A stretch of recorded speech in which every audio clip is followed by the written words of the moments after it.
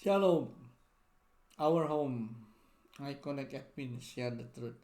Bethany Sitimin. Kemenangan dalam Kristus, victory in Christ. Tema tahun ini 2021 Bethany Sitimin adalah kemenangan dalam Kristus. Mari kita pelajari sedikit demi sedikit akan firman Tuhan. Yang pertama kita ambil dari kitab Para Rasul 20 ayat 24. Yaitu tetapi aku tidak menghiraukan nyawaku sedikit pun, asal saja aku dapat mencapai garis akhir dan menyelesaikan pelayanan yang ditugaskan oleh Tuhan Yesus kepadaku untuk memberi kesaksian tentang Injil kasih karunia. Pernyataan Rasul Paulus ini adalah pernyataan orang atau pelayan Tuhan yang mau mencapai kemenangan. Yang kita harus pelajari kaum pria adalah seperti Paulus, sebuah sikap tekad untuk mencapai kemenangan dan tidak mudah menyerah dalam keadaan apapun. Mari kita belajar seperti Rasul Paulus dan bagaimana kita mencapainya. Kita lihat dalam Ibrani 12 ayat 1 dan 2. Karena kita punya banyak saksi bagaimana akan mengelilingi kita. Saksi yang akan mengelilingi kita. Marilah kita menanggalkan semua beban dan dosa yang begitu merintangi kita, dan berlomba dengan tekun dalam perlombaan yang diwajibkan kepada kita. Marilah kita melakukan dengan mata yang tertuju kepada Yesus yang memimpin kita dalam iman dan membawa iman kita kepada kesempurnaan dengan mengabaikan kehinaan, tekun memikul ganti salib sukacita yang disediakan bagi Dia yang sekarang duduk di sebelah kanan Allah Bapa.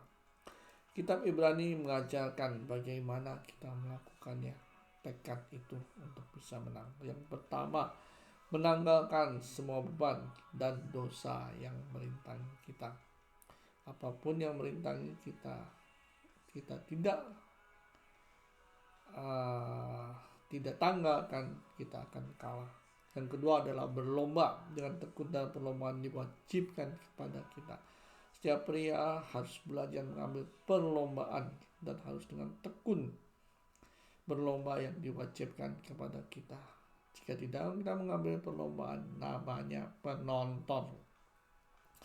Mata yang tertuju kepada Kristus, jelas mata kita harus terus tertuju kepada Sang Kepala gereja kita, Kristus yang memimpin iman dan menyempurnakan. Ingatlah, bukan hasil usaha kita, tapi iman dari Yesus dan sempurnakan oleh Yesus.